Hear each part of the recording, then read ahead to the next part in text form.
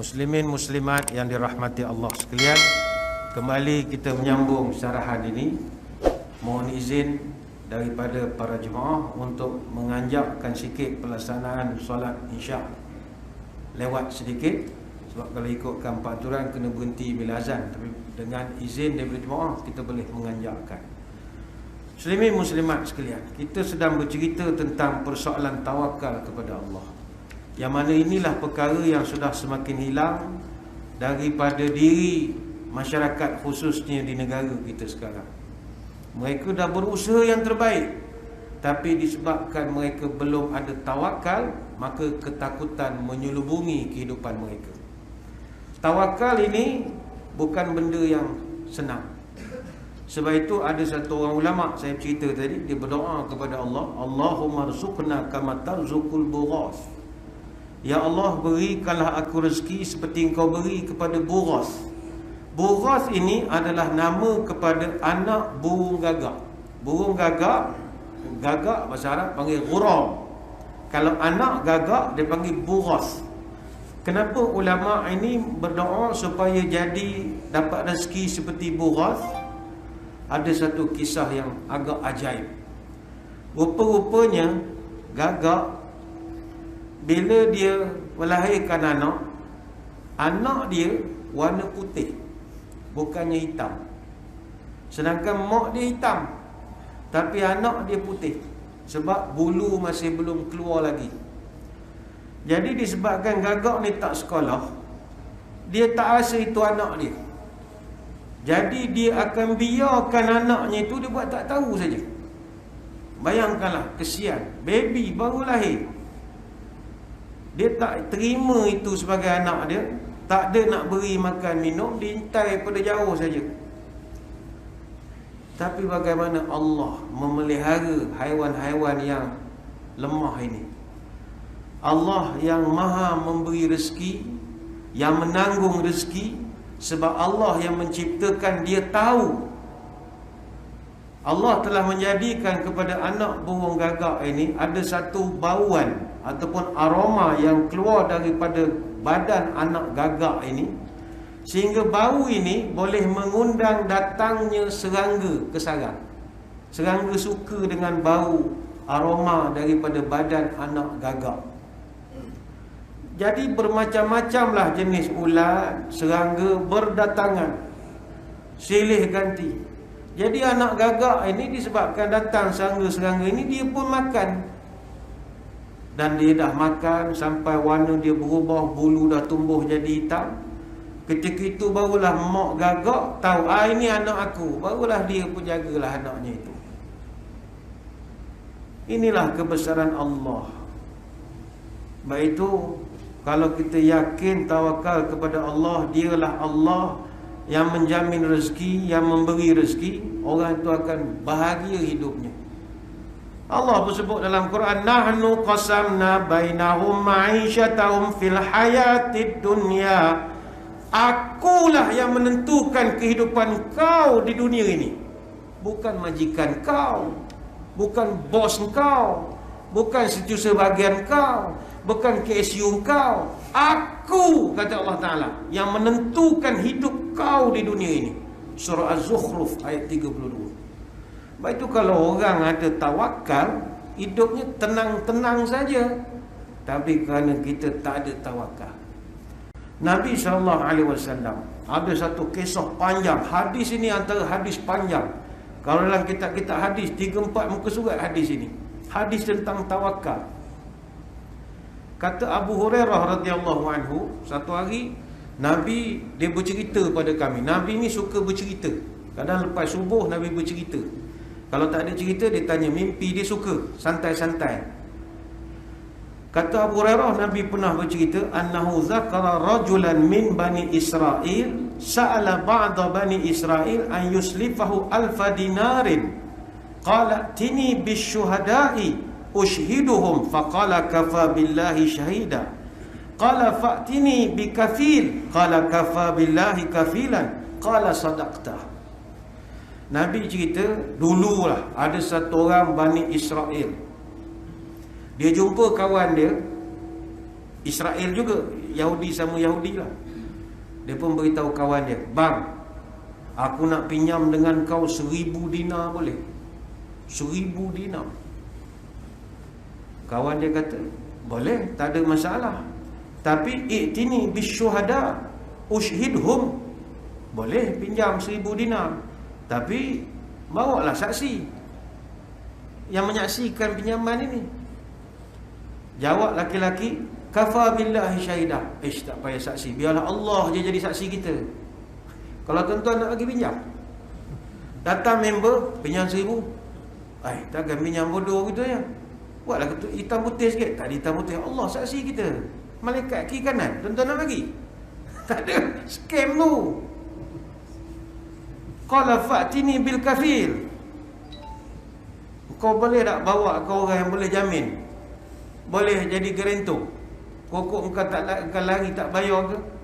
Orang tu jawab, kafa billahi kafilah. Katanya, biar Allah dia jadi penjamin. Apa jawab laki-laki ni tadi? Sodakta. Beres boh. Beres boh. Aku beri engkau 1000 dinar. Kemudian fadafa'a ilaihi ila ajalin musamma. Bila kawan yang A ni bagi pinjam 1000 dinar, yang B ni dah dapat duit, dia kata beginilah bang, saya janji akan bayar balik duit ni. Saya duit ni nak guna untuk buat modal berniaga. Nanti cukup tempoh tertentu, kita berjanji nak jumpa di mana, saya akan bayar balik. Kawan yang A kata, berapa lama lagi? Dia kata, bagi saya tempoh setahun. Mana kiraan daripada hari ini, genap setahun, abang tunggu kat pelabuhan, saya sampai. Orang yang A yang bagi duit ni kata, beres, tak ada masalah. Genap setahun, aku tunggu kat pelabuhan. Jadi Mamat ni pun pergilah. Dia dapat duit, dia pun pergilah cari perahu, dia pun hantarlah, buat gilah cari rezeki dia. Dan Alhamdulillah, dia dapatlah berniaga bagus. Dia berniaga di satu tempat baru. Perniagaannya berjalan baik. Dah dekat setahun, dia dah boleh dapat nak pulang balik duit kawan dia yang A ni tadi. Lalu dia pun sampai dah tempoh untuk membayar, dia pergilah tepi laut untuk nak menunggu bot, untuk nak naik pergi ke bayar pada kawan dia. Ternyata bot yang dia cari tak ada. Hari tu tak ada bot. Mungkin musim tengkujuh, tak ada orang berani ke laut, jadi tak ada pengangkutan. Ni dia dah berjanji dengan kawan dia ni, hari esok genap setahun nak pulangkan duit ni. Jadi Nabi pun cerita, orang ini pun dia ambil satu kayu balak, fa akhadha khashabatan fa naqaraha fa adkhala fiha 1000 dinarin. Dia ambil satu batang balak, dia tebuk lubang, dia masuk 1000 dinar dalam batang balak. Dia tutup balik, dia hanyut tengah laut. Dia kata, ya Allah, aku dah berjanji dengan kawan aku nak bayar duit di 1000 dinar. Tolong sampaikanlah kayu ni kepada dia. Dia campak. Kalau tuan-tuan nak buat begitu. Ini Nabi cerita tahap tawakal luar biasa ini.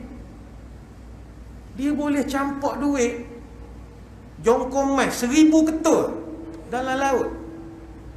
Ini tawakal. Dia campak, boom. Dia pun biarlah kayu tu hanyut. Kemudian dia berdoa, faqala Allahumma innaka ta'lam anni kuntu tasallaftu fulanan 1000 dinarin fasalni kafilan faqultu. Panjang doa dia kepada Allah. Dia tawakal betul. Ya Allah, saya ni dah putus pengangkutan, tak boleh nak pergi, tapi ini duit saya dijanji nak pulang. Tolonglah ya Allah, sampaikanlah duit saya ni kepada kawan saya yang sedang menunggu, dia nak pakai duit gini. Yang kawan dia si A ni tadi, dia pun dah ingat cukup setahun, dia pun tunggu tepi pantai. Dari jauh dia tengok tak ada kapal. Daripada pagi tak ada, petang tak ada, dia balik. Hari esok dia tunggu lagi. Dia kata, aku dah kena kencing dah ni, aku kena scam dah ni, habis betul ni, habis. Macam mana tak ada hitam putih? Aduh, bodohnya. Dia rasa begitu. Dia pun kata, tak apalah, dah tak ada rezeki aku, kena tipu member sendiri. Jadi dia pun sambil-sambil dia berjalan, dia pun mikir juga, balik ni kena beleting dengan isteri aku ni, macam mana gayanya. Kemudian yanzuru la'alla murkaban qad jaa bimalihi fa idza bil khashbati allati fiha al mal fa akhadha li ahli. Daripada jauh dia nampak ada satu batang balok hanyut. Dia pun tak tahu apa, tapi dia kata ini rare ni, jarang nampak ada balok hanyut. Jadi dia pun ambil. Dia kata ini kayu comel, kalau okey buat perabot lawa, bolehlah mujuk-mujuk isteri. Dah lah 1000 dinar hilang begitu je. Adalah sikit buat gula-gula untuk dia kan, lollipop nak bagi dia tak marah sangat. Dia pun pikul kayu, bawa balik tu dia ketuk-ketuk lah. Ketuk punya ketuk, dia jumpa satu secarik tulisan, ukiran pada kayu itu. Wajadal mal was sahifah. Dia nampak satu tulisan, yang mana tulisan itu menyebut ini adalah duit yang saya pinjam daripada kawan saya begini-gini. Dia kata la ilaha illallah, macam mana boleh ada benda ini? Dia pun buka, dia dapati rupa-rupanya dalam tu ada 1000 dinar yang dipulangkan balik oleh sahabat dia, genap setahun. Hadis ni panjang, riwayat Imam Bukhari. Apa pelajaran cerita ini yang Nabi bawakan kepada para sahabat? Nabi nak tunjukkan A dengan B dua-dua tawakal tinggi. A dia boleh tawakal kepada Allah, bagi pinjam orang 1000 jongkong emas tanpa ada hitam putih, hanya gantung dengan penyaksian Allah saja. Yang saya ingat tuan-tuan, tak ada orang sanggup buat begitu. Dan yang si B pun tawakalnya sangat tinggi. Dia boleh campak 1000 dinar dalam laut.